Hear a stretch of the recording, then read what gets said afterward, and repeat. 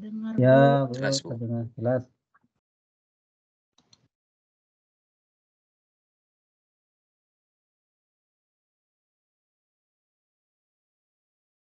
Oke, kalau gitu saya mulai saja ya perkuliahan untuk sore hari ini. Mungkin sambil dibantu teman-temannya dihubungi yang belum join, karena ini baru ada 27 mahasiswa yang join, ya. Jadi silakan, tolong dibantu, mungkin ada, grup WhatsApp-nya atau apa ya, teman-temannya diingatkan kembali untuk datang secara online di perkuliahan. Baik, Bu.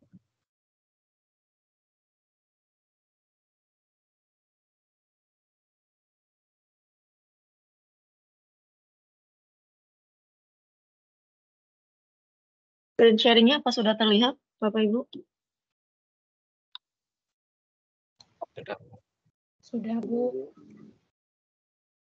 Oke, bismillah, kalau gitu kita mulai saja, ya. Bapak Ibu, sebelumnya saya mohon maaf, pekan lalu tidak bisa, masuk ya untuk mengajar. Jadi kita, eee, coba untuk, kejar di hari ini, ya. Hari ini saya masuk di pertemuan kedua, mata kuliah analisa sistem tenaga listrik. Di pertemuan kali ini seperti yang pernah dijelaskan ketika pertemuan pertama akan membahas tentang konsep dasar sistem tenaga listrik. Jadi sebetulnya ini konsep-konsep dasar yang seharusnya sudah pernah dipelajari di mata kuliah rangkaian listrik atau mata kuliah sebelumnya, tapi prinsip-prinsipnya nanti akan kita gunakan kembali di mata kuliah ini, sehingga saya merasa, perlu untuk melakukan review ya, semacam review, konsep-konsep dasar yang akan kita gunakan, gitu. Kalau ada pertanyaan atau kalau suara saya tiba-tiba terputus, boleh langsung disampaikan saja.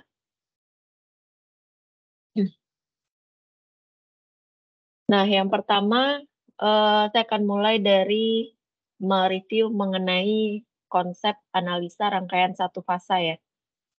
Karena nanti di, perkuliahan ini, itu kan kita akan menganalisa sistem tenaga listrik yang rangkaiannya 3 fasa.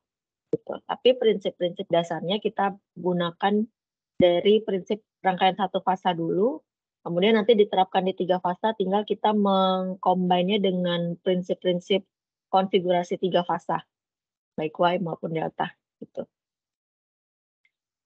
Yang pertama itu komponen rangkaian satu fasa ada sumber tegangan atau sumber arus, kemudian ada impedansi berupa resistansi, induktansi, dan kapasitansi, dan komponen-komponen ini bisa dihubungkan secara seri atau paralel. Nah, tegangan, yang akan nantinya kita analisa, itu diasumsikan berupa sinusoidal murni dan frekuensinya normal. Frekuensinya konstan. Jadi, seperti kita ketahui bahwa, besaran listrik tegangan dan juga arus, dia merupakan, besaran vektor ya, besaran vektor.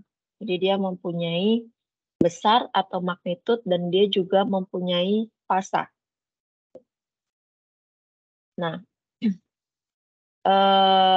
kedua besaran ini, dia merupakan besaran yang, berubah magnitudnya terhadap waktu. Ya, jadi mungkin di sini misalnya, sumbu Y-nya itu adalah V atau I.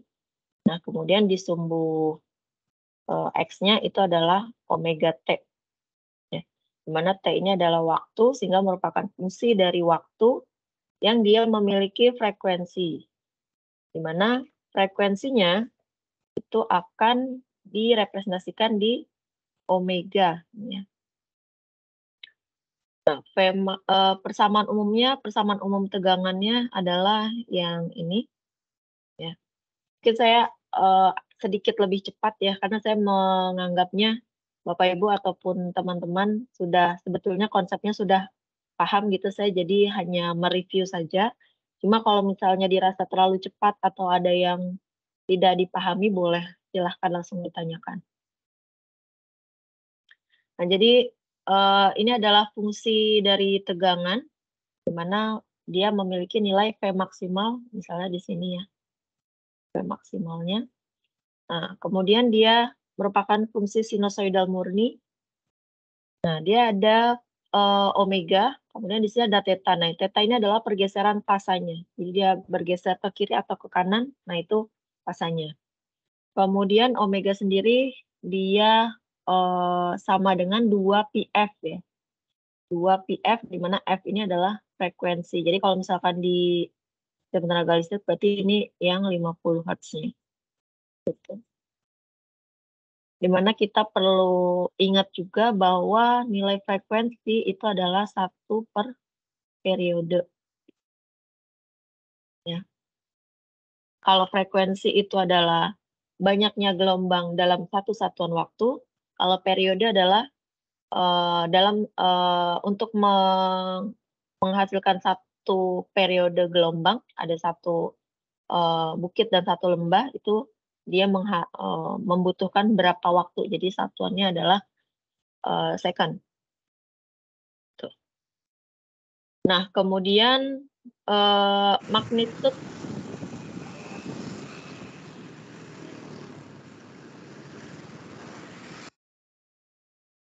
baik, magnitude atau nilai RMS tegangannya sendiri, itu bisa dirumuskan seperti ini, ya. PRMS sama dengan akar dari 1 per periode, kemudian integral dari 0 sampai T dari fungsi tegangan dikuadratkan. Atau kalau rumus ini diturunkan, maka hasilnya adalah 0,707 dari V maksimumnya. Nah, ini sebenarnya diturunkan dari rumus ini, gitu. Dimasukkan, angkanya nanti akan, hasil akhirnya 0,707. Nah, saya rasa, untuk penurunan rumusnya saya tidak akan sampai sedalam itu ya. Jadi kita bisa gunakan rumus-rumus yang sudah jadi untuk, mempermudah perhitungan. Nah, maka, nah ini kan 0,707 itu sebetulnya 1 per, eee, akar 2 ya, 1 per akar 2, maka nilai tegangannya menjadi seperti ini. Nah, kemudian, ada juga istilah nilai rata-rata dari tegangan. Ya, jadi di slide ini kita baru membahas, eee, besaran tegangan listrik. Jadi nilai rata-rata tegangannya adalah 2 kali V maksimal dibagi dengan Pi, atau nilai setara dengan 0,637 dari Vmax.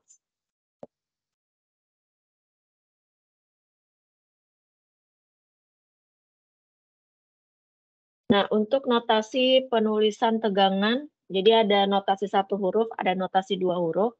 Kalau notasi 1 huruf itu, misalnya di suatu titik kita anggap titiknya, V, misalnya titik A gitu, maka tegangan VA gitu, notasinya hanya dari 1 huruf, subskripnya.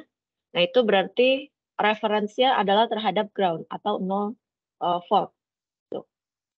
Nah, nanti polaritasnya dinyatakan dengan tanda plus dan minus. Nah, kalau notasi 2 huruf, dia menyatakan perbedaan tegangan fasa dari 2 titik. Jadi misalnya ada titik A dan titik B, maka jadi VAB gitu ya. Nah, kalau VAB berarti adalah selisih antara tegangan di titik A dengan di titik B. Maka diasumsikan berarti VA itu lebih besar daripada VB gitu. Dengan acuan sama. Jadi kalau VA ini acuannya adalah ground, kemudian VB ini juga acuannya ground. Jadi, titik referensinya harus sama, gitu. Nah, kalau misalnya nilai VB-nya atau tegangan di titik B-nya ternyata lebih besar, maka nilai VAB-nya akan menjadi negatif. Atau di sini dituliskan min VAB ya.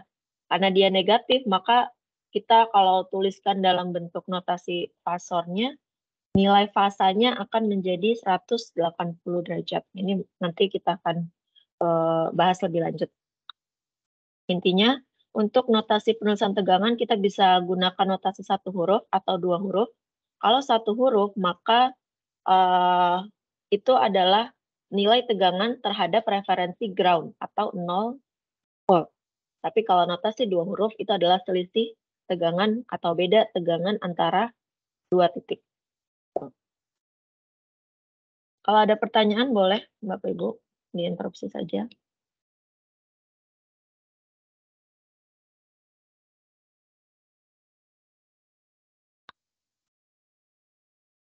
Nah, selanjutnya kalau tadi kita sudah membahas mengenai tegangan, yang selanjutnya adalah, besaran arus. Besaran arus juga diasumsikan merupakan fungsi sinusoidal, jadi dia, eee, berubah juga terhadap waktu, ya. Hubungan antara arus dan tegangan dinyatakan dengan hukum Ohm, ya, di mana kalau kita misalnya menghitung dalam RMS, maka tegangan dan arusnya sama-sama dalam RMS, ya. Kan Ohmnya V sama dengan I dikali dengan R. Sehingga kalau diketahuinya tegangan, maka kita bisa menghitung arusnya, nilai arusnya.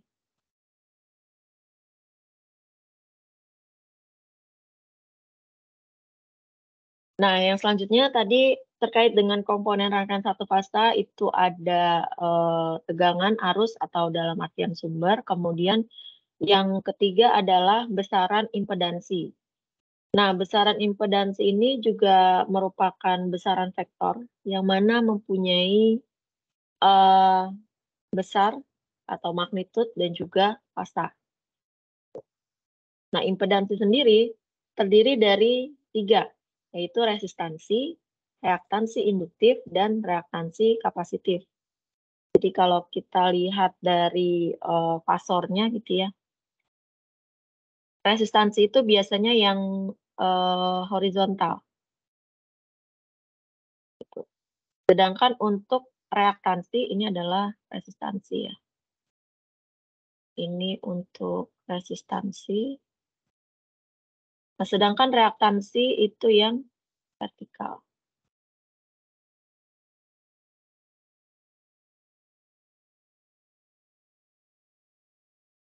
Nah, kalau reaktansi induktif, ini kan lambangnya X ya. Kalau reaktansi induktif, rumusnya adalah omega dikalikan dengan L atau nilai, induktansinya. Nah, omega ini balik lagi yang tadi di awal, itu nilainya adalah 2pi dikalikan F, di mana F itu adalah frekuensi yang digunakan.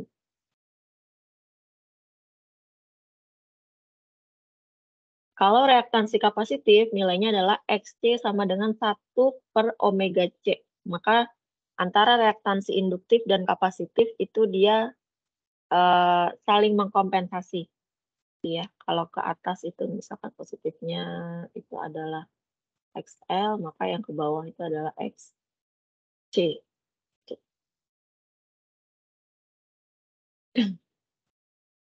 Nah, maka nilai induktansi sendiri nilai impedansi sendiri, itu dia adalah penjumlahan, ya. Kalau kita tuliskan dalam bentuk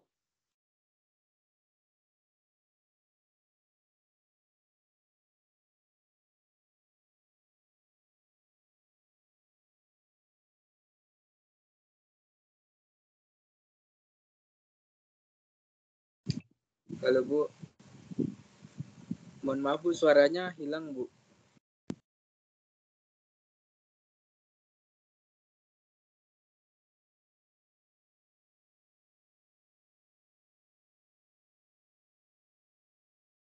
ya, sorry, tadi ada tamu sebentar. Oke, kita lanjut. Jadi nilai Z atau nilai impedansi itu sebetulnya adalah R ditambah dengan J kali X, gitu ya. Ini dalam vektor, jadi ada tanda garisnya. Nah, nilai X-nya ini nilai X-nya ini adalah XL dikurangi dengan XC karena dia saling menghilangkan gitu. Sehingga kalau kita bisa tuliskan Z itu sama dengan R ditambah C XL min XC. Gitu.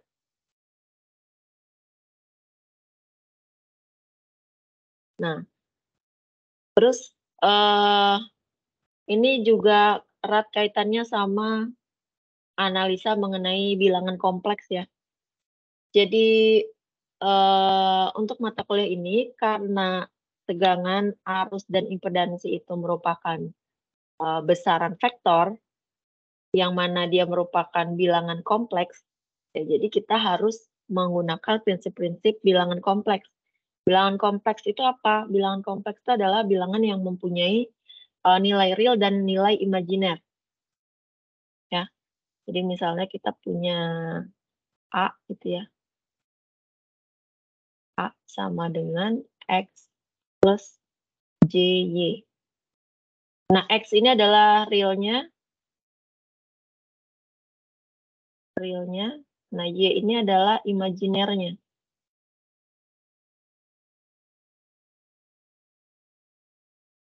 Nah, J ini apa? Ini adalah satuan imajinernya. Beberapa buku menuliskan J, beberapa buku lainnya menuliskan I, ya. Di mana definisinya I itu adalah, akar dari -1, gitu. Sehingga kalau I kuadrat, maka sama dengan -1. Nanti kan imajiner ya. Nah, maka kalau kita terapkan ke prinsip, rangkaian listrik ini, maka nilai realnya itu adalah nilai resistansi gitu ya, komponen realnya. Dan komponen imajinernya itu adalah nilai reaktansi. Ini agak sedikit teoritis, mungkin nanti lebih jelasnya kalau kita langsung ke contoh soal. Nah, kemudian tadi, disampaikan bahwa, impedansi ini juga merupakan bilangan kompleks, maka dia punya magnitud dan juga punya, sudut fasa.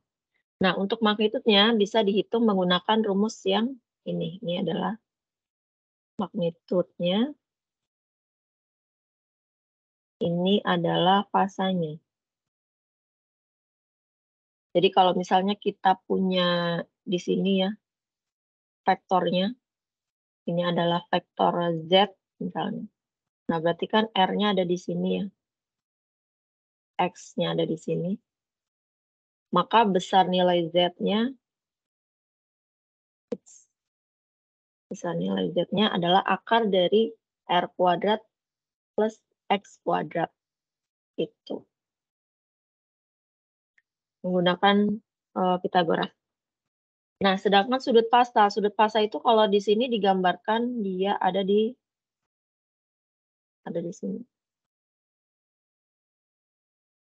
Maka sudut fasanya kalau kita punya nilai X dan R, maka dia adalah arcus tangen dari X per R.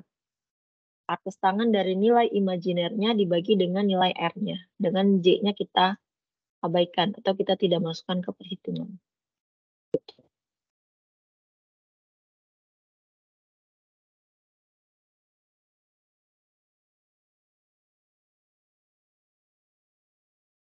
Nah, kemudian terkait dengan vektor, ya, vektor itu ada 3 bentuk yang bisa kita gunakan untuk menuliskan suatu besaran vektor. Ya, ada bentuk rektangular, bentuk eksponensial, dan juga bentuk sudut. Nah, bentuk rektangular ini sebetulnya yang tadi kaitannya dari sini, yang tadi saya jelaskan. Dari sini, ini adalah bentuk rektangular.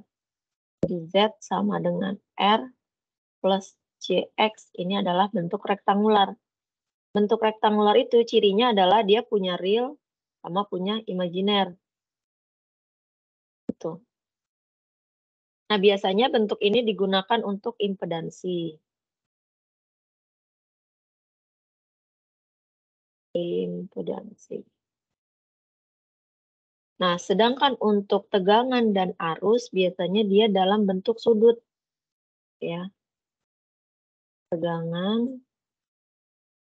atau arus biasanya dalam bentuk sudut, biasanya. Tapi sebenarnya dia bisa, menggunakan bentuk rektangular juga bisa. Jadi ini magnitudenya, ini sudutnya berapa.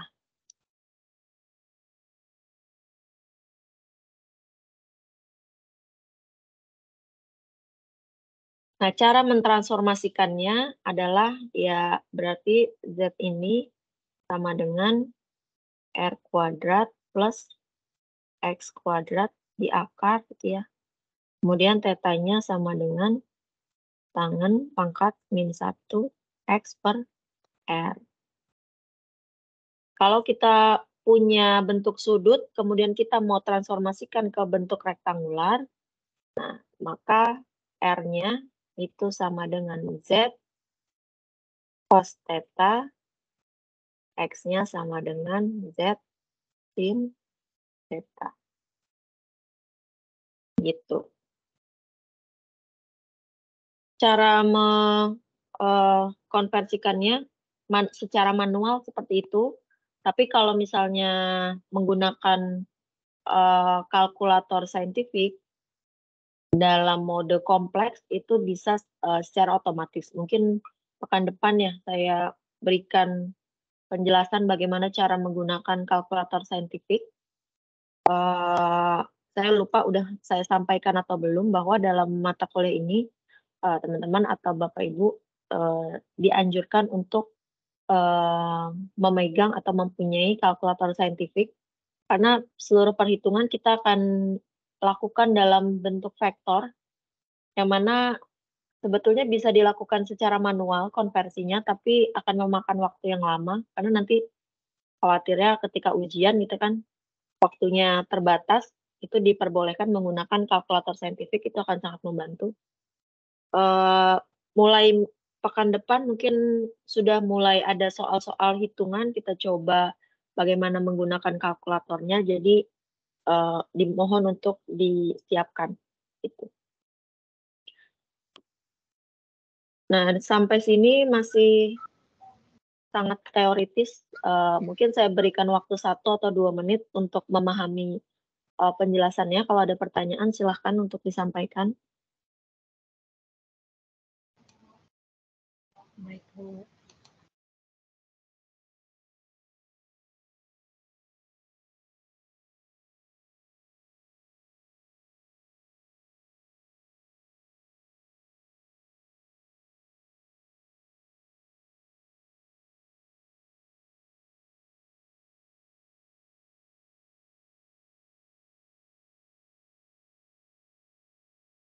Silakan kalau ada yang mau ditanyakan.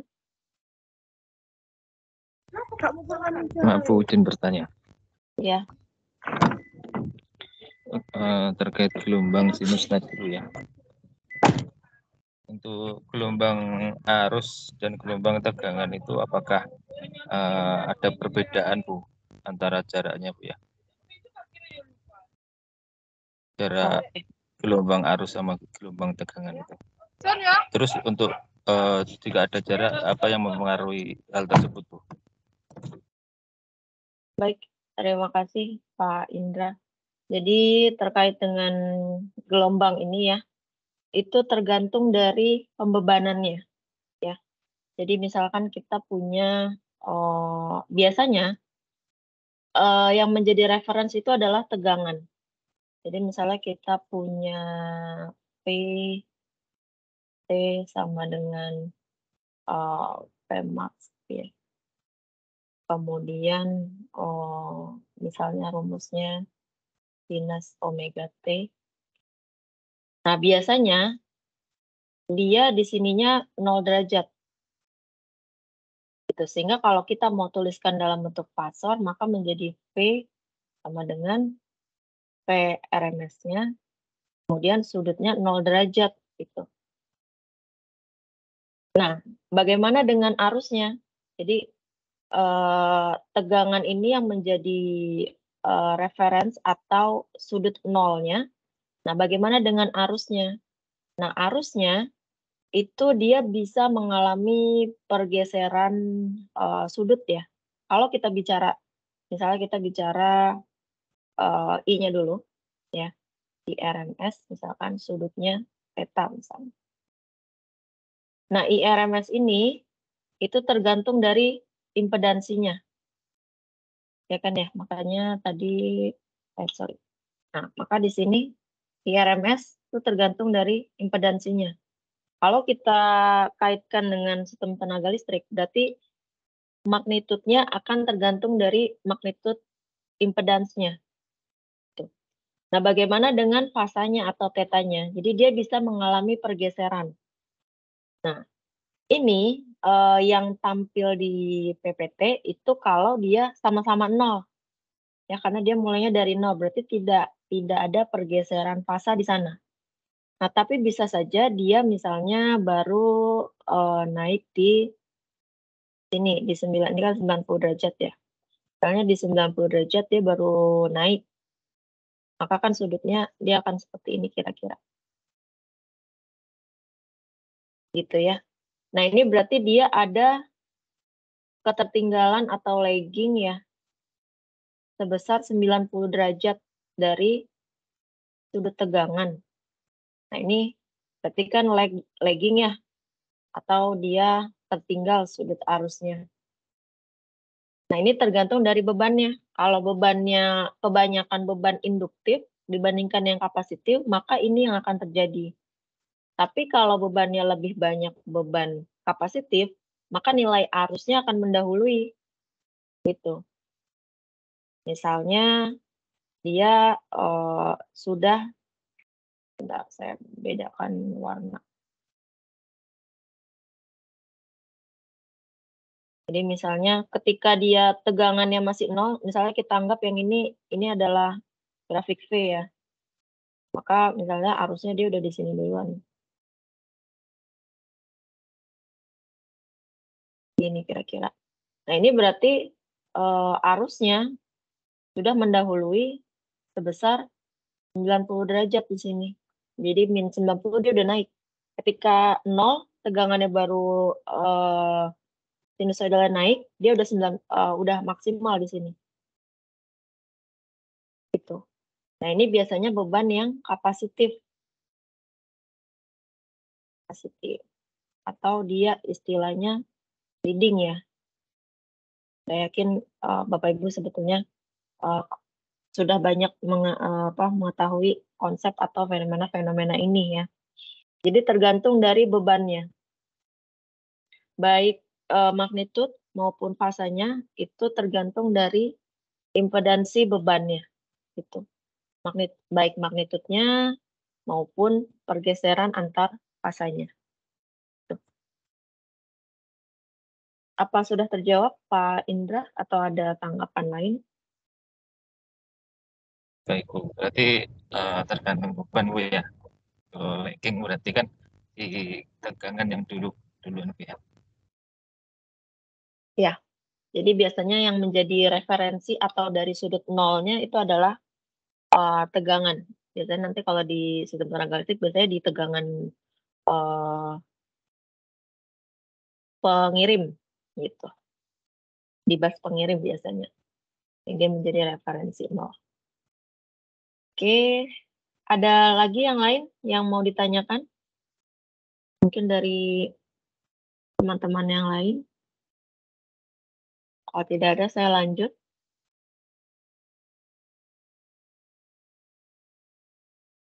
Belum, Bu. Nah, ini sebetulnya tadi terkait sama yang ditanyakan sama Pak Indra ya. Jadi yang atas nih ketika arus tertinggal dari tegangan. Nah, ini biasanya beban-beban yang induktif, ya maka dia akan lagging ya.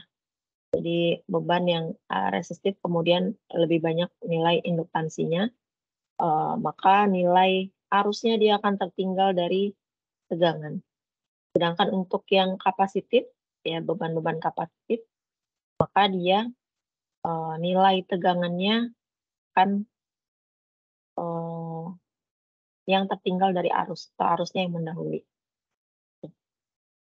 Makanya nanti kita akan belajar mengenai kompensator juga ya. Bagaimana nilai atau mungkin udah pernah dibahas juga di mata kuliah transmisi bahwa kalau nilai induktansi itu tinggi maka butuh kapasitor bank gitu ya.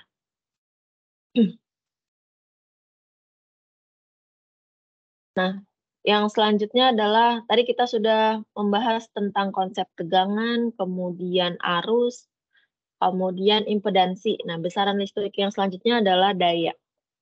Nah, di sini sebetulnya sangat matematis ya.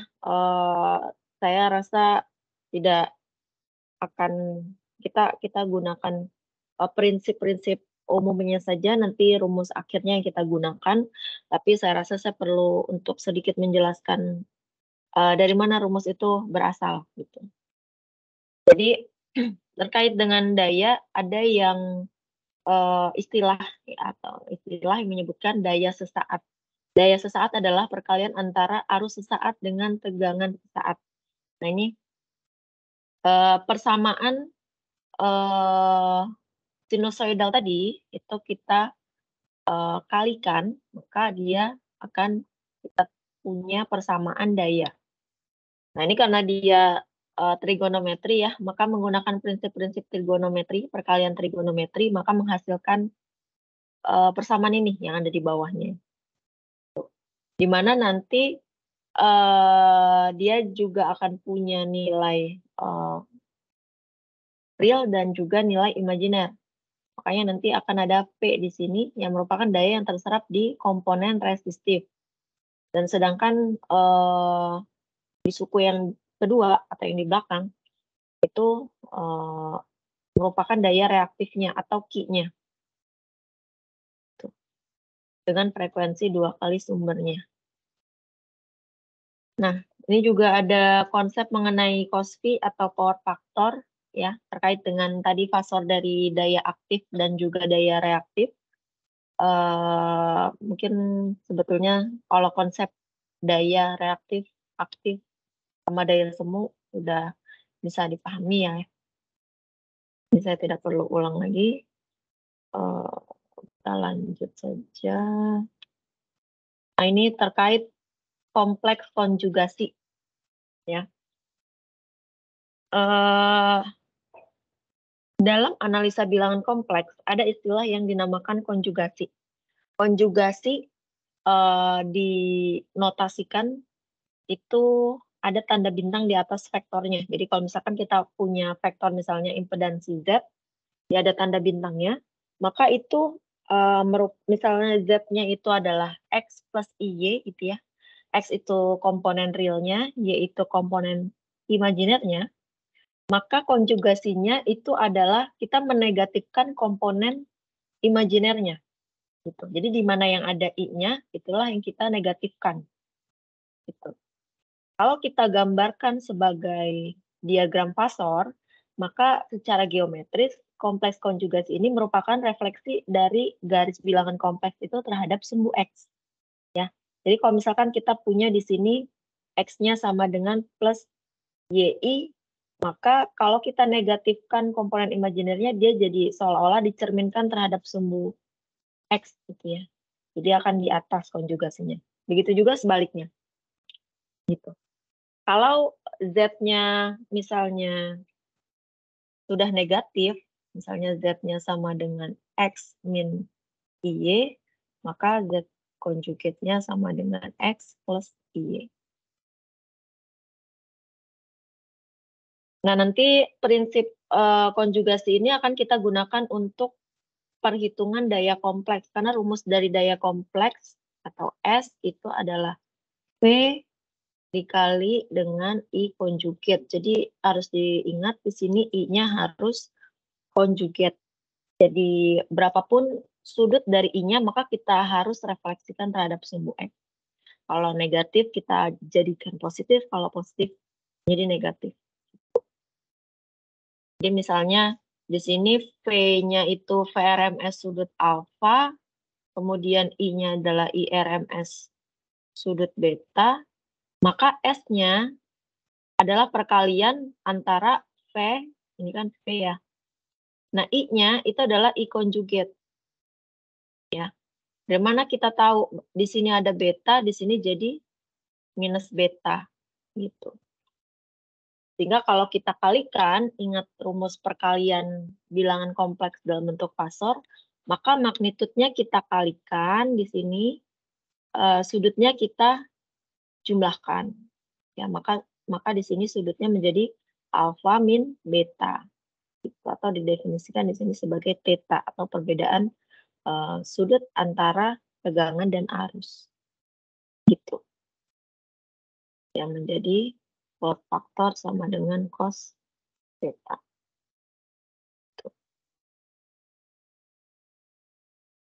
Nah, daya reaktif bernilai positif ketika alfa lebih besar dari beta atau lagging, atau tadi bebannya lebih cenderung induktif. Sebaliknya, daya reaktif akan bernilai negatif ketika alfanya lebih kecil dari beta atau leading, atau bebannya cenderung kapasitif. Ya, kalau lagging, dia ketika induktif maka Q-nya adalah ke atas gitu ya, karena dia menyerap daya reaktif. Nah, sedangkan kalau yang kapasitif, dia akan ke bawah karena dia menyuplai daya reaktif. Gitu. Itu prinsip-prinsip yang akan kita gunakan dalam analisa sistem tenaga listrik. Silakan kalau ada pertanyaan atau kita bisa lanjut.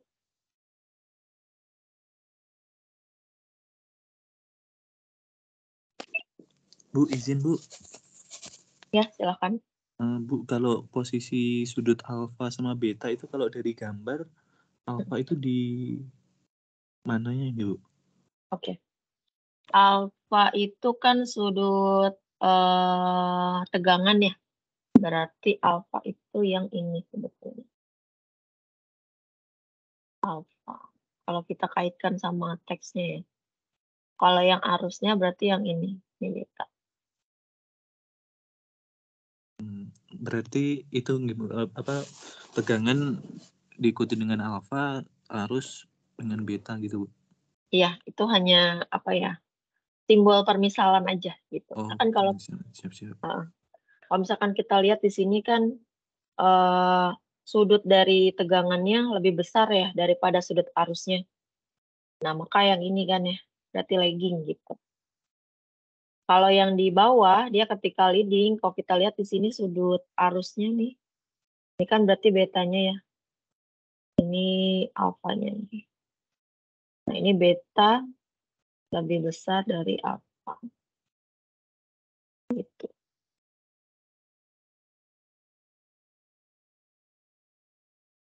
Baik, terima kasih Bu. Oke, sama-sama. Nah, kita lanjut. Nah, ini agak matematis sekali ya. Mungkin saya jelaskan bagian besarnya saja.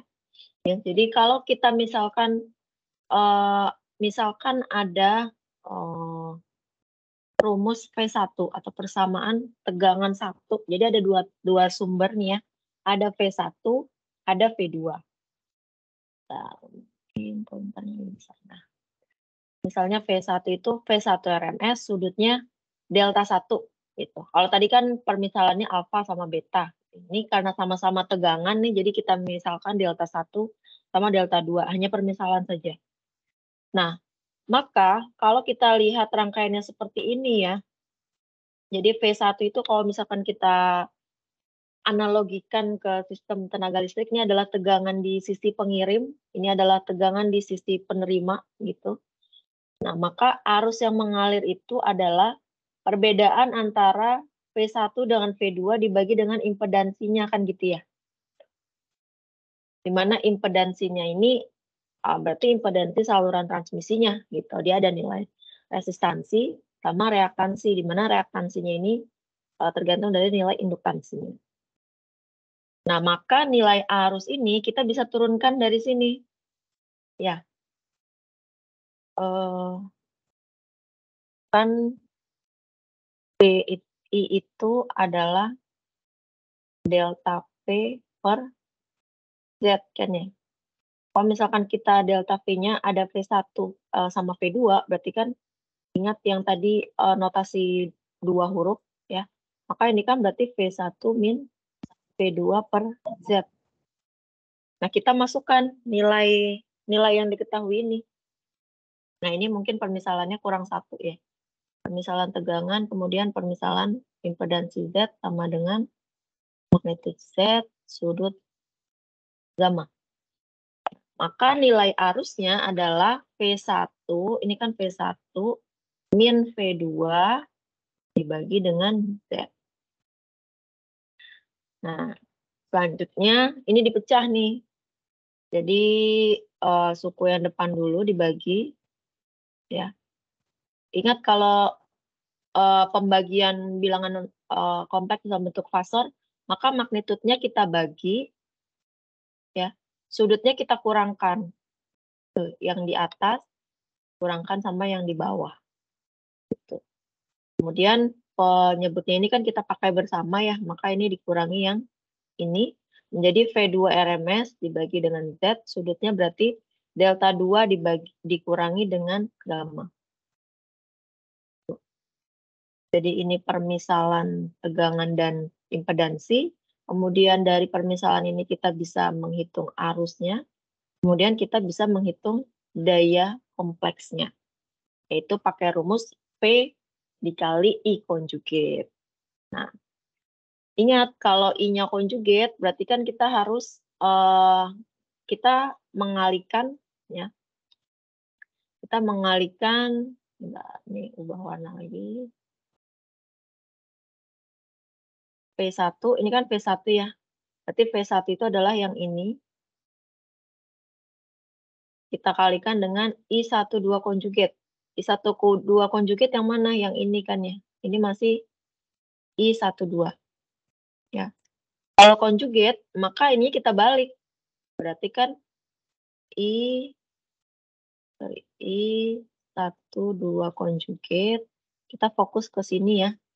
Maka sama dengan P1 RMS dibagi Z. Sudutnya berarti dibalik.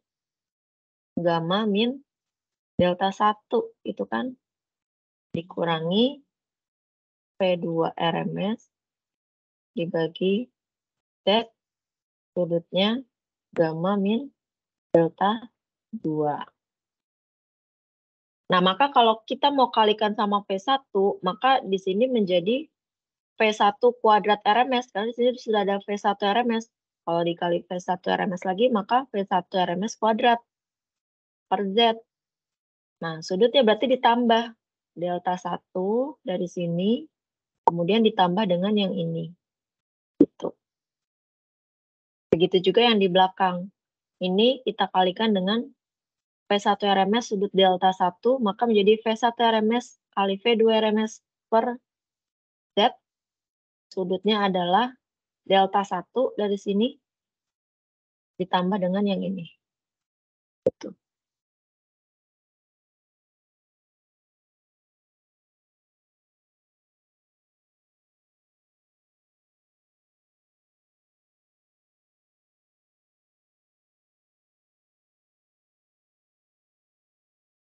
Nah, sehingga kalau kita punya nilai daya semuanya, kita bisa hitung daya aktif sama daya reaktifnya. Ya, daya aktifnya kan tinggal pakai magnitude S kosinus sudutnya gitu ya. Nah, kalau yang Q berarti kan magnitude S sinus sudutnya gitu kan. Nah, maka di sini menjadi V1 kuadrat RMS per Z kosinus gamma, karena dia saling menghilangkan nih ya. Maka dia 0 kan ini. Di kosinus gamma dikurangi, nah yang ini V1 RMS, V2 RMS per Z kosinus dari sudutnya. Kosinus dari sudutnya. Nah, kalau di sini bedanya hanya ini kosinus, ini sinus saja. Ini kosinus, ini sinus. Gitu.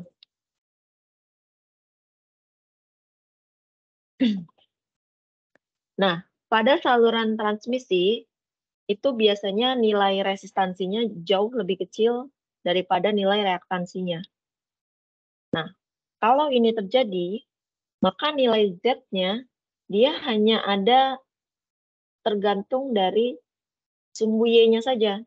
Jadi kalau misalkan tadi saya gambarkan misalnya, ke sini itu adalah nilai R-nya ya, ke sini itu adalah nilai X-nya. Ini kan Z-nya ya. Dimana Z-nya ini misalkan punya R di sini, punya X di sini, misalkan R1, X1, Z1. Nah, kalau nilai R-nya kita anggap 0, jika R-nya sangat kecil gitu ya, dianggap 0, nah dia konduktor. Nah, maka berarti kan nilai Z-nya ini kan berarti 0 nih. Maka dia kan akan berimpit ke sumbu X ya, nilai Z-nya. Nah, berarti kalau sudutnya ke atas, berarti nanti dia fasornya sudutnya akan ke sini kan, yaitu 90 derajat. Maka nilai Z-nya hanya akan tergantung dari magnitude X dan sudutnya 90 derajat. Itu. Sehingga kalau kita kembalikan ke rumus daya aktif dan daya reaktif, maka akan didapatkan rumus ini. Gitu.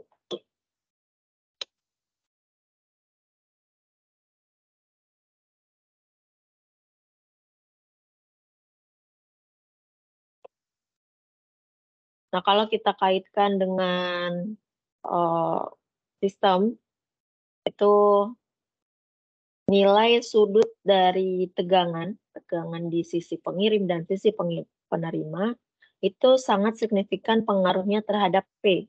P itu adalah kapasitas daya yang bisa disalurkan dari suatu saluran transmisi. Gitu. Daya maksimal yang bisa disalurkan oleh suatu saluran transmisi. Itu terjadi ketika perbedaannya 90 derajat. Kalau lebih dari itu, maka dia akan out of synchron. Sesuatu yang kita tidak inginkan, gitu ya. Sehingga untuk menjaga sinkronisasi itu biasanya dibuat sangat kecil. Gitu. Itu terkait dengan daya aktif yang bisa disalurkan. Sedangkan untuk daya reaktif itu sangat dipengaruhi dari magnitude, perbedaan magnitude antara tegangan sisi pengirim sama di sisi penerima. Itu dilihat dari penurunan matematisnya. Kira-kira itu. Silahkan kalau ada yang mau ditanyakan, Bapak Ibu. Kalau apa gimana ya? Ini kan saya menyampaikan teorinya ya, tapi di lapangannya kan tidak, maksudnya tidak sematematis ini gitu. Sehingga saya butuh feedback apakah yang saya sampaikan sudah dimengerti atau belum atau seperti apa gitu ya. Jadi saya butuh untuk feedback gitu. Jadi kalau ada yang nanya, saya justru senang gitu sebenarnya. Silahkan Bapak Ibu. Tanya Bu. Ya. Maaf Bu, tadi saya agak kurang nyimak di bagian konjugasi Bu. Jadi kenapa ya Bu bisa dibuat konjugasi gitu? Oke. Jadi konjugasi itu prinsipnya adalah kita membuat nilai sudutnya itu adalah nilai yang sebaliknya. Ini rumus untuk menghitung daya kompleks itu memang seperti ini, gitu, rumusnya, ya. P-nya, I-nya harus dikonjugatkan, kalau tidak, salah, gitu. Nah, konjugat itu adalah kita menegatifkan sisi imajinernya. Ini kalau bentuknya, rektangular ya, tadi kan besaran vektor itu bisa dalam bentuk rektangular. Kalau bentuk rektangular, kita negatifkan sisi imajinernya. Tapi kalau dia dalam bentuk polar, atau dalam bentuk sudut, misalnya kita punya Z sama dengan magnitude Z sudut theta misalnya, maka Z konjugatnya itu adalah magnitude Z sudut minus theta gitu. Begitu juga sebaliknya, kalau misalkan yang normalnya itu sudutnya sudah negatif, maka kalau kita konjugatkan itu akan jadi positif. Nah, kalau kenapa di sini rumusnya konjugat, itu memang rumus bakunya ya. Rumus bakunya memang harus I-nya harus dikonjugatkan, karena kalau enggak nanti perhitungannya salah.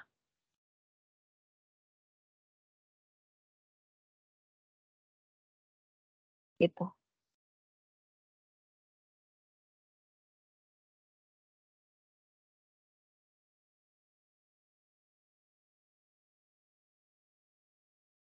Berarti kalau untuk operasi bilangan vektor seperti itu, salah satunya harus dibuat conjugate gitu, Bu? Iya. Untuk rumus Oke. daya kompleks ya. Untuk rumus daya kompleks itu adalah P dikalikan dengan I konjugate. Oh, gitu. Terus tadi Bu, untuk yang di saluran transmisi itu, kenapa ya Bu, kok apa tadi resistansinya lebih kecil? Atau apakah kabel tanah juga resistansinya lebih kecil dari reaktansi gitu? Oke. Nilai induktansi kalau kita bicara tentang karakteristik saluran transmisi ya,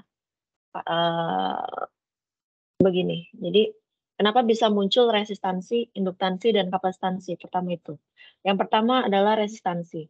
Resistansi itu kan dia muncul dari massa jenis suatu konduktor ya. Konduktor yang baik adalah konduktor yang memiliki nilai resistansi yang kecil. Karena dia berarti kalau ada arus mengalir, dia akan meminimalkan rugi-rugi konduktor. Gitu. Jadi dayanya bisa tertransmisikan dengan optimal. Ya. Jadi konduktor itu memang didesain memiliki resistansi yang kecil. Nah, kenapa nilai induktansi dan nilai kapasitansinya bisa besar? Kalau kita kembali membahas tentang karakteristik saluran transmisi, mungkin teman-teman yang kelas Q itu udah dapat di mata kuliah transmisi ya. Induktansi dia akan muncul karena adanya medan magnet. Medan magnet muncul dari mana? Medan magnet muncul dari arus. Ya, kaitannya. Nah, arus, kalau kita bicara tentang sistem tenaga listrik yang besar, dia mentransmisikan daya dengan jumlah yang besar, maka arus yang ditransmisikan juga besar. Kalau arusnya besar, medan magnetnya besar, maka nilai induktansinya besar. Gitu. Sehingga kalau kita mengkomparkan antara nilai induktansi dengan nilai resistansi, jauh lebih kecil resistansi. Tapi apakah pasti nol? Pada realitanya tidak, tapi dia sangat kecil. Jadi kita bisa asumsikan gitulah ibaratnya ya. Tapi sebenarnya dia pasti ada nilai resistansi dari suatu konduktor. Nah, itu kalau kita bicara tentang induktansi ya. Jadi induktansi itu kaitannya dengan medan magnet terkait dengan arus. Gitu. Yang kedua adalah kapasitansi. Nah, kalau kapasitansi itu kan kaitannya sama tegangan dan medan listrik ya. Kalau kita bicara tentang kapasitor misalnya, kapasitor itu kan adalah 2 plat sejajar yang dipisahkan oleh medium dielektrik ya, di mana 2 plat ini merupakan konduktor. Kalau kita analogikan ke sistem tenaga listrik, berarti kan kalau ada 2 konduktor yang dia memiliki perbedaan tegangan yang besar, maka pasti ada nilai kapasitansi di situ. Jadi seolah-olah ada dua plat besar yang dia punya nilai tegangan yang berbeda cukup besar, maka ada nilai kapasitansi yang besar di situ. Baik antar fasa di saluran transmisi ataupun dari fasa ke tanah, karena kan tanah juga merupakan konduktor ya, ground itu. Nah, jadi kalau misalnya kita bicara di saluran transmisi yang kita pakai tegangan tinggi atau tegangan ekstra tinggi, otomatis V-nya besar. Nah, kalau V-nya besar, maka medan listriknya besar. Kalau medan listriknya besar, maka nilai kapasitansinya besar. Gitu. Nah, kan kapasitansi sama induktansi ini tadi di awal saya jelaskan dia akan mempengaruhi nilai reaktansi dari sistem. Jadi sudah pasti nilai reaktansi akan jauh lebih besar kalau kita compare dengan nilai resistansi. Kayak gitu sebetulnya. Gitu, Pak Faras, Bapak atau Mas saya panggilnya ya? Kira-kira itu, Masa semoga saya menjawab. baru lulus D3 kemarin. Oke, baik. Jadi kira-kira itu, apakah menjawab atau masih ada pertanyaan? Silahkan. Sepertinya udah paham. Kasih Bu. Oke. Sudah maghrib Mohon ya? izin, Bu Dinas. Iya. Mau bertanya, jadi kalau misalkan untuk penerapannya penghitungan daya kompleks S ini kalau secara aplikasinya di perhitungan apa ya Bu? Oke, Dalam baik. sistem kelistrikan sehari-hari maksudnya Bu. Oke, baik ya. Kayaknya kalau saya jelaskan ke sistem yang kita bicara besar ya Pak, saya panggil Pak atau Mas ya? Mungkin agak susah untuk dibayangkan ya, tapi kalau misalkan kita ke misalnya, sistem di rumah gitu ya, S itu yang satuannya VA ya, S ini yang satuannya VA atau volt ampere ya, yang Bapak Ibu langganan ke PLN ya, misalnya langganannya 900 VA atau 1300 VA atau 2200 VA. Nah, itu adalah kita langganan daya kompleks. Mungkin Bapak Ibu yang di PLN udah paham ya, ini. Kalau P itu kan yang satuannya watt ya. Satuannya watt. Itu adalah daya yang kita bayarkan nanti, energinya. Jadi watt nanti dikalikan dengan T, waktu, jadi watt hour atau kWh itu yang dihitung dan nanti kita bayarkan. Nah, kalau Q itu adalah yang daya reaktifnya, ini satuannya var ya, volt ampere reaktif, gitu. Jadi kalau ditanya bukti perhitungannya di sisi realnya seperti apa, itu yang paling terdekat sama kita adalah yang di rumah. Jadi daya kompleks itu adalah daya yang kita langganan ke PLN, kita minta berapa VA, kemudian watt itu yang kita bayarkan, var itu adalah daya reaktif yang untuk membangkitkan medan listrik dan medan magnet. Oke, baik Bu. Terima kasih Bu. Oke, saya rasa kita bisa break dulu ya, karena di Jakarta maghrib. Jam berapa kita bisa mulai lagi, kita perjanjian aja, tapi nanti kalau misalnya ada yang waktu sholatnya di luar itu boleh izin saja. Mungkin 15 menit kali ya? Gimana? Baik Bu. Baik Bu. Ya, Bu. Oke. Boleh Bu. Baik Bu. Kita mulai lagi 18.20 WIB ya. Baik. Ya. Terima kasih.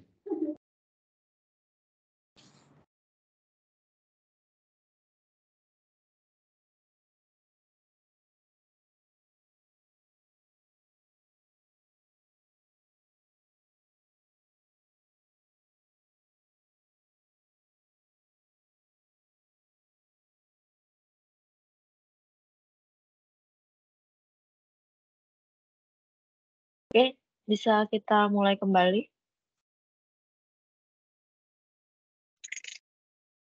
Bisa Bu. Bisa Bu. Bisa, Bu. Bisa Bu. Oke, ada yang mau ditanyakan dulu sebelum kita lanjut?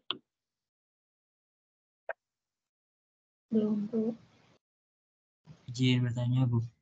Iya, silakan.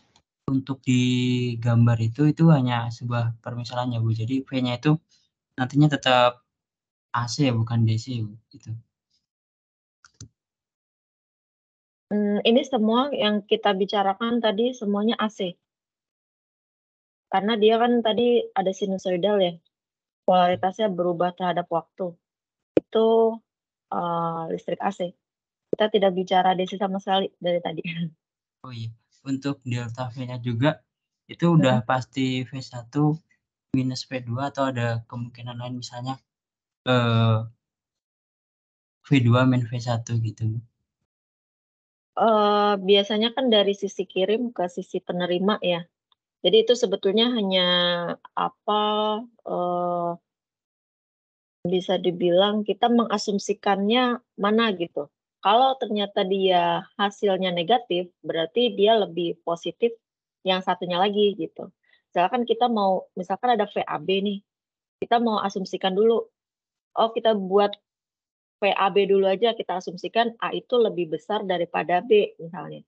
Tapi ternyata setelah dihitung hasilnya minus.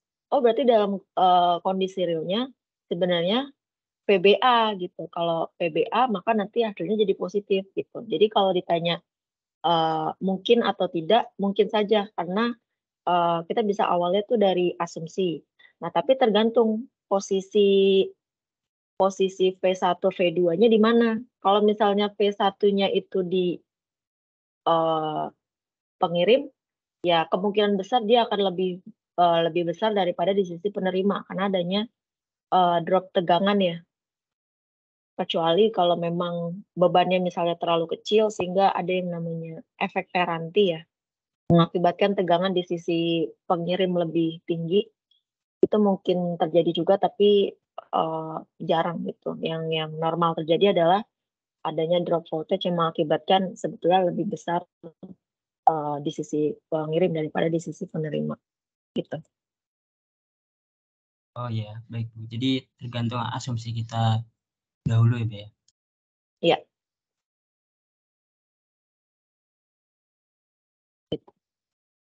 Oke, kalau gitu kita lanjut ke rangkaian 3 fasa. Nah, tadi kita bicara mengenai analisa rangkaian kalau rangkaiannya kita anggap ada satu fasa saja gitu ya, satu fasa harus bolak-balik. Nah, bagaimana kalau 3 fasa? Maka ini konsep 3 fasa yang pernah dibahas di rangkaian listrik mungkin ya,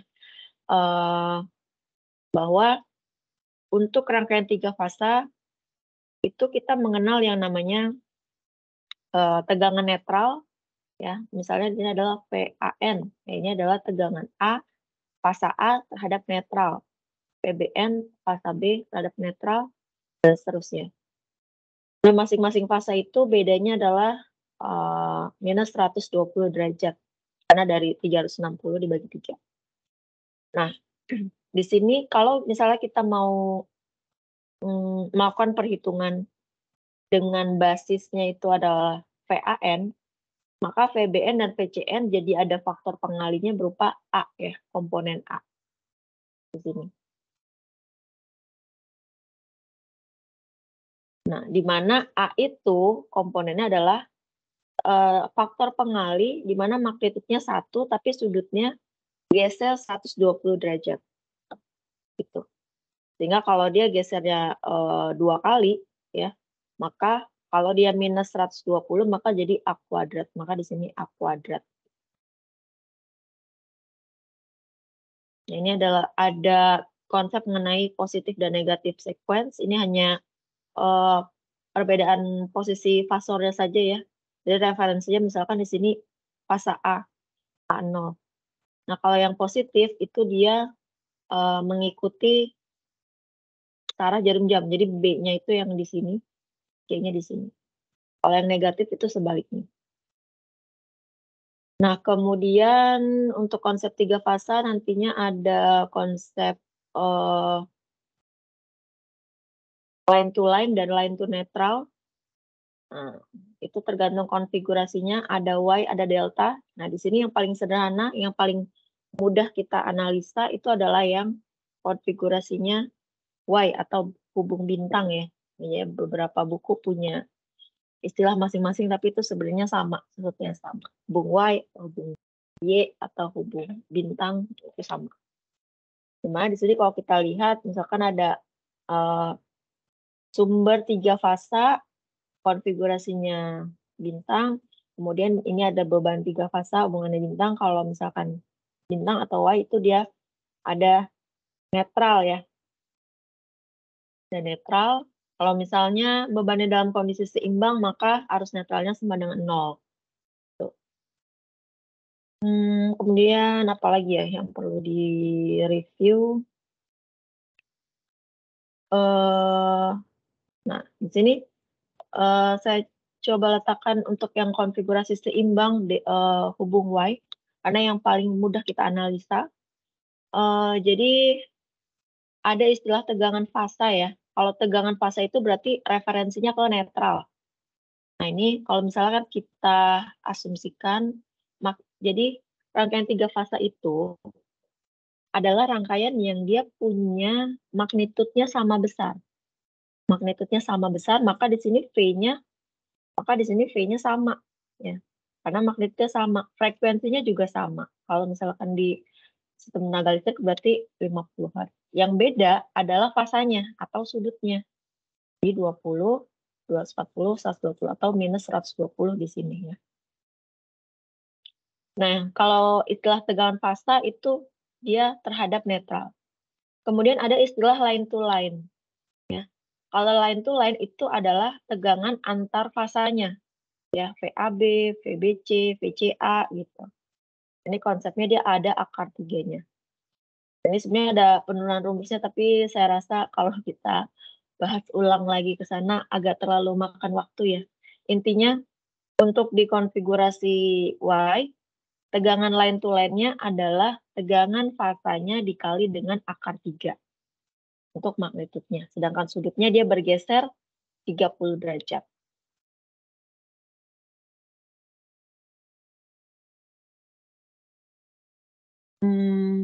Jadi kalau misalnya kita punya tegangan PAN 220 volt gitu ya, kan yang paling dekat ya implementasinya di kita, maka line to line-nya adalah sekitar 380. Maka TR itu 220 380. Karena ini sama dengan mendekati ya. Nah, akar 3 kali 220. Nah, kalau misalnya sistem tenaga listrik gitu ya, sistem transmisi 3 fasa, misalnya 150 kV. Nah, 150 ini line to line atau line to netral? Ada yang tahu? Line to line, Bu. Line to line. Jadi ini adalah V line to line. Sehingga kalau misalnya nanti kita melakukan perhitungan tuh jauh lebih mudah kalau kita pakai line to netral. Sehingga apa yang diketahui di soal kita harus bagi dulu dengan K3 gitu. Nanti itu yang perlu diingat. Jadi yang diketahui biasanya line to line, tapi kita melakukan perhitungan semua kita lakukan dalam line to netral. Sehingga jangan lupa untuk membagi dengan akar 3. Gitu. Kemudian apalagi prinsip yang perlu dipahami, ini yang hubung delta. Ya, kalau yang hubung delta bedanya sama yang bintang, itu kalau di hubung delta itu tegangannya sama, arusnya yang dikalikan akar 3. Gitu, jadi kebalikannya. Kalau yang di hubung bintang itu kan arusnya yang sama, fasanya yang dikali akar 3. Ini sebaliknya. Mungkin udah paham juga lah ya tentang konsep ini. Kemudian transformasinya, kalau misalkan kita punya rangkaian delta, kita mau ubah ke Y, maka kita bisa gunakan persamaan ini ya untuk kita mengtransformasikannya. Juga hanya refresh saja, sebetulnya harusnya sudah pernah dipelajari. Jadi kita gunakan prinsipnya. Kemudian konsep daya pada rangkaian 3 fasa seimbang ya. Ini untuk tegangan PAN akar 2 PP. Ini konsepnya sama ya seperti rangkaian 1 fasa. Bahwa nilai RMS-nya itu adalah nilai peak-nya, ini kan peak-nya nih, dikali dengan akar 2 sudah sama. Ini untuk fasa yang pertama dia sebagai reference, jadi sudutnya 0. Untuk 2 fasa lainnya tinggal digeser minus 120 derajat. Begitu juga untuk arusnya. Dayanya berarti adalah penjumlahan dari daya yang ditransmisikan di ketiga fasanya. Sehingga kalau kita turunkan, kita masukkan persamaan VAN dan arusnya, maka akan menjadi ini. Kemudian kita gabungkan dengan konsep Y delta, bahwa kalau di sistem Y itu tegangannya V line to line sama dengan line to netral dikali akar 3, tapi arusnya sama. Kalau sistemnya delta itu sebaliknya, arusnya yang dikalikan dengan akar 3, tegangannya sama, maka nanti akan didapatkan nilai dayanya. Nah, ini tadi kaitannya dengan daya kompleks ya, maka harus di sini PI-nya, PI konjugatnya harus dikalikan 3. Nah, dayanya terbagi ke 3 fasanya. Gitu. Oke, kemudian kalau ada yang mau ditanyakan, silahkan ya. Saya mungkin agak cepat karena saya menganggapnya sudah paham ya, apalagi kalau Bapak Ibu yang sudah bertugas di PLN, kayaknya ini udah di luar kepala sebetulnya ya. Oke. Nah, ini selanjutnya adalah sistem per unit. Nah, sistem per unit ini nanti kita akan gunakan untuk perhitungan, kita pakai sistem per unit. Didefinisikan sebagai rasio suatu nilai terhadap nilai dasar atau base value yang disepakati dan dinyatakan dalam bentuk desimal. Nah, jadi misalnya kita punya base tegangannya 120 kV, maka kalau kita punya tegangan 100 kV, maka per unitnya itu adalah nilai yang sebenarnya dibagi dengan nilai base-nya gitu. Jadi kalau nilai yang sebenarnya 100, kita pakai base-nya 120, maka si 100 kV ini menjadi 0,833 PU per unit. Nah, keuntungan menggunakan sistem unit adalah eliminasi trafo dari rangkaian. Jadi kalau misalnya kita analisa sistem, nanti mungkin kita akan coba perhitungannya ya untuk membuktikan per unit ini apakah dia bisa mempermudah kita dalam menganalisa sistem karena mengeliminasi trafo. Jadi trafo itu kan untuk mengubah level tegangan ya. Kalau kita pakai sistem per unit, maka berapapun nanti tegangannya, kalau base-nya sama, maka nilai per unitnya akan sama gitu. Nanti mungkin akan kita bahas lebih jelasnya ketika membahas permodelan trafo ya, mungkin sekitar 2 pertemuan setelah ini, karena kita setelah ini akan membahas permodelan generator dulu. Jadi intinya untuk sistem per unit, rumus umumnya adalah nilai realnya dibagi dengan nilai base-nya. Gitu.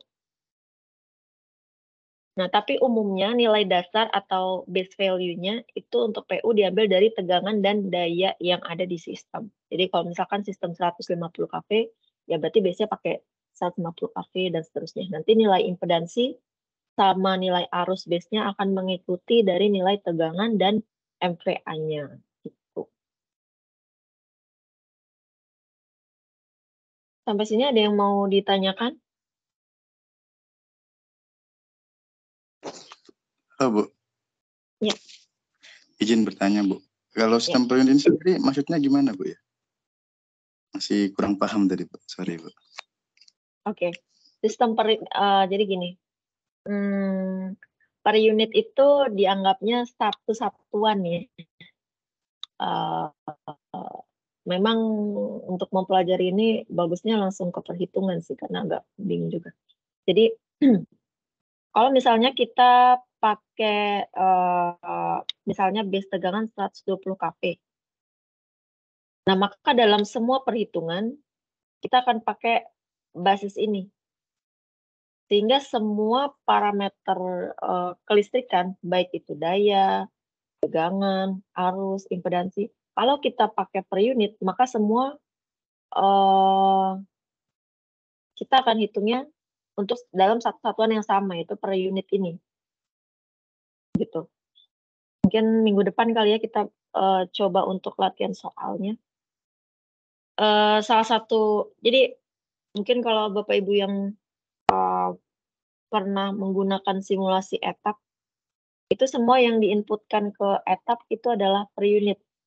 Jadi kalau misalkan simulasi permodelan trafo, kita mau mensimulasikan itu parameter-parameter trafonya, reaktansinya, resistansinya, itu kita semua masukkannya per unit.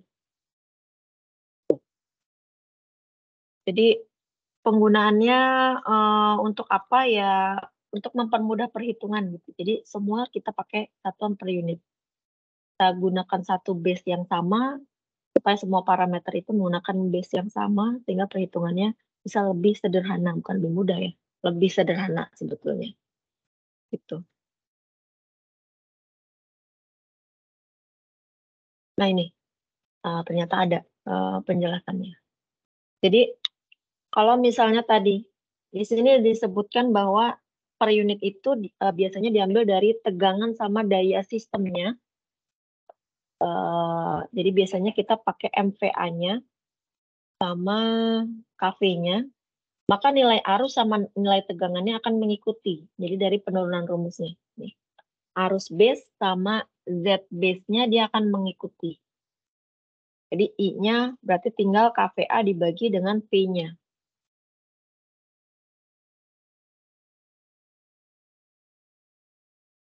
Karena kan S itu kan sebetulnya PI gitu ya, PI conjugate sebenarnya. Maka kalau kita mau cari I-nya, berarti kan tinggal KVA dibagi dengan P base-nya kan. Dapat I base. Gitu. Nah, Z-nya berarti tinggal kalau kita punya I base, berarti tinggal V base dibagi dengan I base-nya. Atau kalau kita mau turunkan dari KVA-nya, maka V base-nya dikuadratkan dibagi dengan KVA. Di sini pakai 100 karena di sini V ya. Kalau kita pakai KV, maka di sini tidak perlu dikali 1000.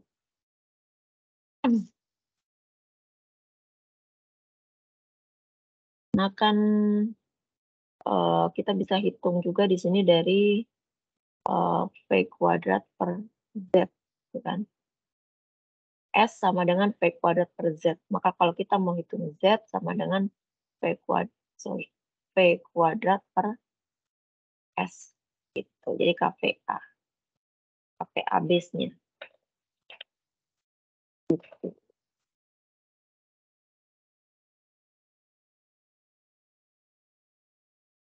Nah, nantinya kalau kita melakukan analisa sistem, maka yang kita gambarkan ke sini semuanya adalah per unitnya. Gitu.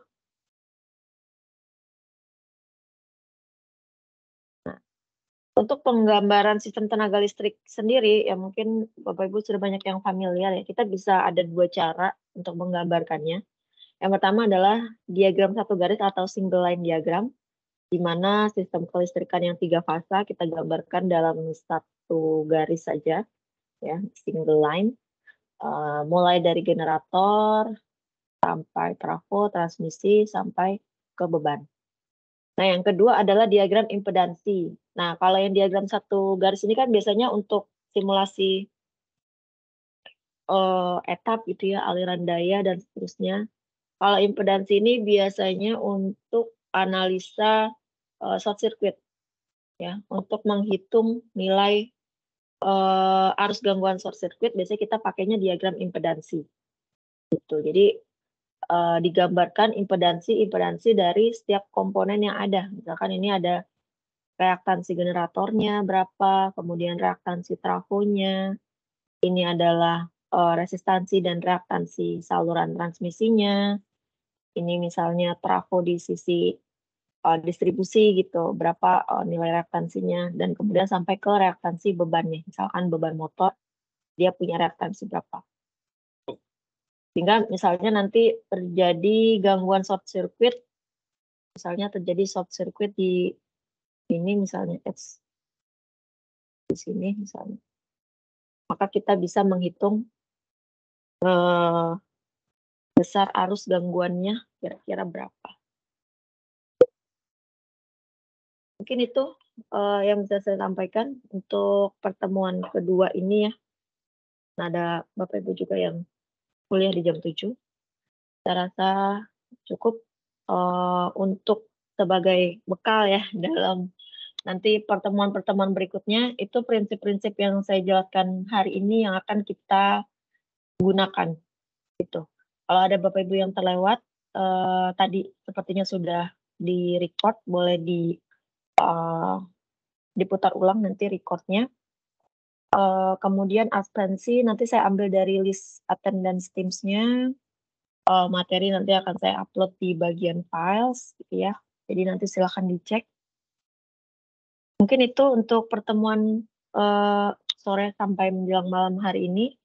Sebelum ditutup, silahkan kalau ada yang mau ditanyakan lagi, Bapak Ibu atau teman-teman.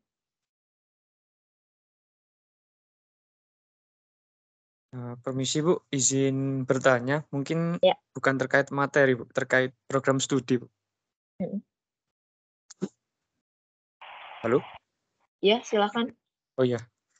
Ya Bu, saya kan dari kelas teknik tenaga listrik ya Bu ya.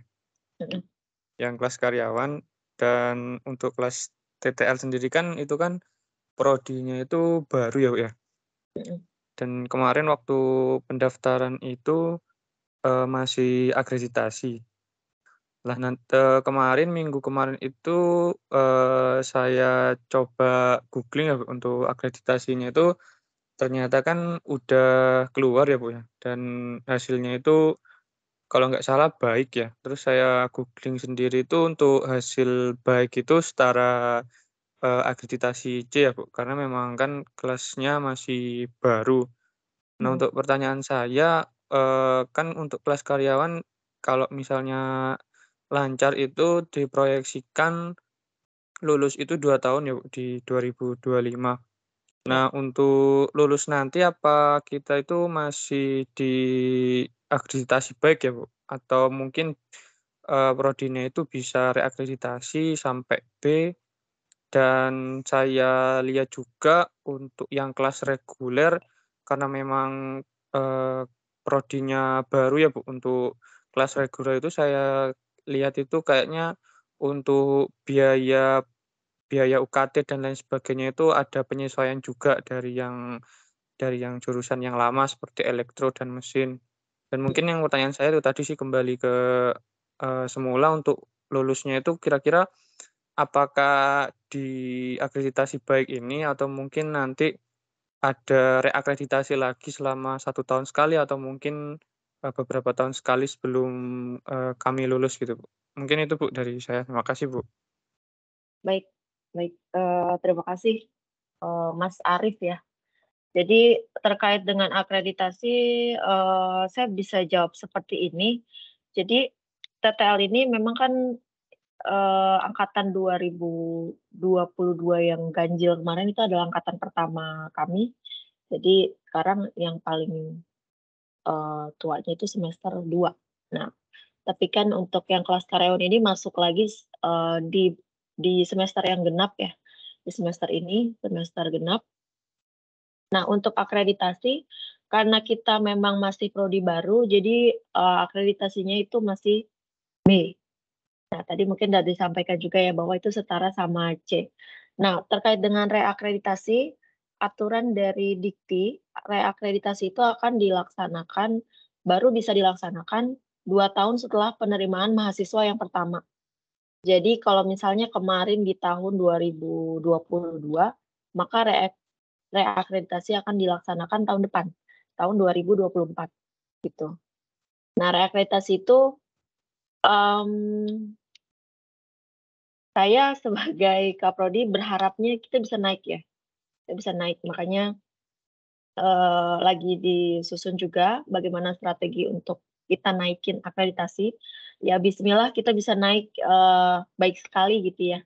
Lebih bagus lagi nanti kalau unggul gitu. Tapi rasa-rasanya sebagai prodi yang baru bisalah kita untuk naik jadi baik sekali gitu. Jadi bisa kira-kira kalau misalkan lulusnya 2 tahun, masuknya semester berapa dulu gitu. Kalau masuknya 2022 ganjil, maka berarti belum. belum sampai ke reakreditasi. Tapi kalau masuknya di genap, harusnya ya. Kalau kita on the track. Jadi 2 tahun itu minimal kita baru bisa ngajuin.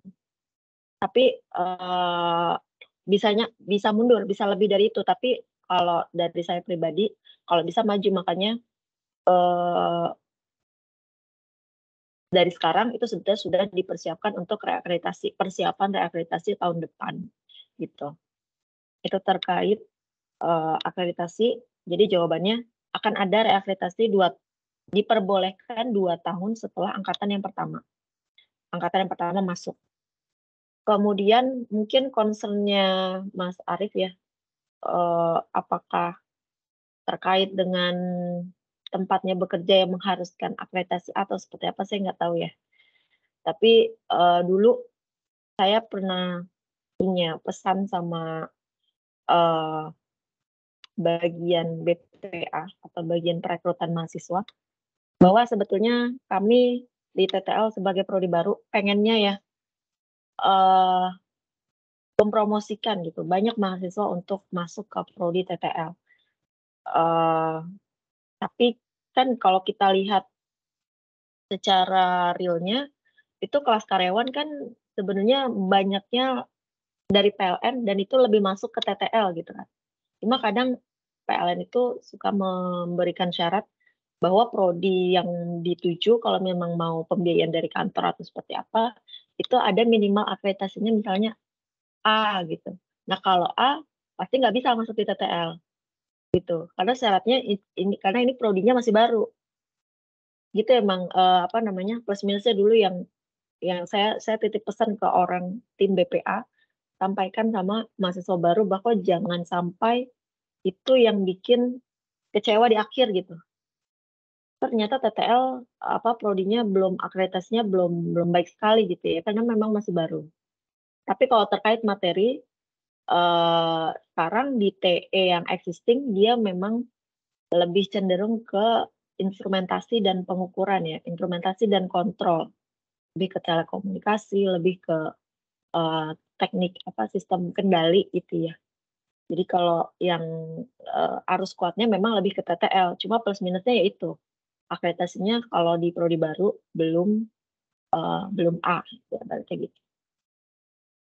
Mungkin itu Mas Arief, apa terjawab atau tadi kayaknya ada pertanyaan satu lagi apa ya, lupa saya. Udah terjawab belum ya? Ya Bu, izin feedback ya Bu ya.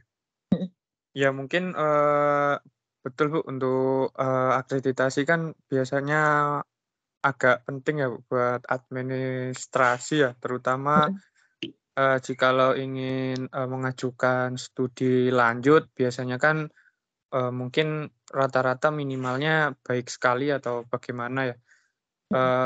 Berarti mungkin kalau misalnya saya masuk dari 2023 yang genap ini berarti ini ya Bu, masih ada kesempatan ya Bu ya, kalau misalnya mungkin nanti ada hasil yang terbaik lagi untuk prodi TTL. Nah untuk yang tadi mungkin pertanyaannya terkait dengan biaya Bu, kan yang di kelas reguler itu kayaknya ada penyesuaian juga saya lihat kan, karena saya lagi cari-cari informasi juga ya untuk istilahnya untuk tetangga saya atau untuk kolega saya untuk melanjutkan di ITPLN ya. Saya lihat-lihat ada penyesuaian harga, mungkin apakah itu diterapkan juga di kelas karyawan atau bagaimana? Terima kasih Bu. Oke, baik. Sejujurnya kalau misalnya terkait dengan pembiayaan saya kurang paham ya Mas. Jadi saya nggak bisa jawab kalau tentang pembiayaan. Jadi biasanya kalau ada mahasiswa tanya, Bu soal keuangan gimana? Biasanya saya kasih nomor admin keuangan karena sejujurnya saya nggak tahu. Jadi kalau misalnya terkait dengan administrasi, terkait dengan kurikulum, terkait dengan akreditasi saya bisa jawab gitu ya. Tapi kalau terkait keuangan beberapa kaprodi memang seperti itu, tidak tahu menahu tentang keuangan gitu. Jadi saya nggak bisa jawab kalau yang tentang keuangan apakah ada potongan atau seperti apa, saya jujur saya nggak tahu gitu. Jadi takutnya salah ngomong ya gitu. Jadi jujur aja saya memang nggak tahu kalau tentang keuangan gitu, Mas. Ya baik Bu. Berarti untuk apabila lulusnya setelah 2024 2024 itu berarti masih ada ini ya, Bu, ya, kesempatan untuk akreditasi baru lagi ya, Bu, ya, dari TTL ya, Bu?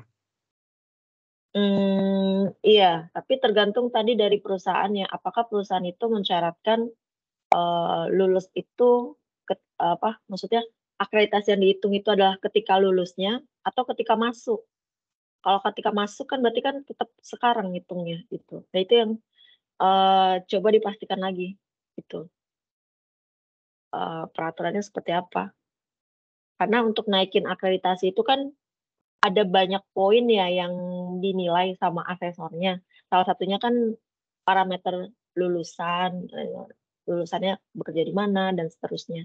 Nah, kalau prodi baru kan memang belum ada ya lulusannya. Jadi ada beberapa poin-poin yang tidak bisa dinilai di situ gitu. Itu mungkin Mas Arif. Ya.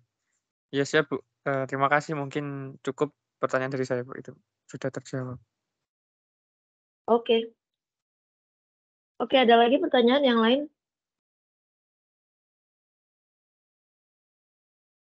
Kalau tidak ada, saya rasa bisa cukup ya untuk hari ini. Sebentar lagi nanti saya upload materinya dalam bentuk PDF. Oke, kalau tidak ada pertanyaan lagi, ini berapa ya? Ada 59 yang hadir. Oke, cukup. Kalau tidak ada pertanyaan lagi, saya tutup. Terima kasih telah melaksanakan perkuliahan dengan baik. Dari saya, kurang lebihnya saya mohon maaf. Saya tutup. Wassalamualaikum warahmatullahi wabarakatuh. Waalaikumsalam. Waalaikumsalam warahmatullahi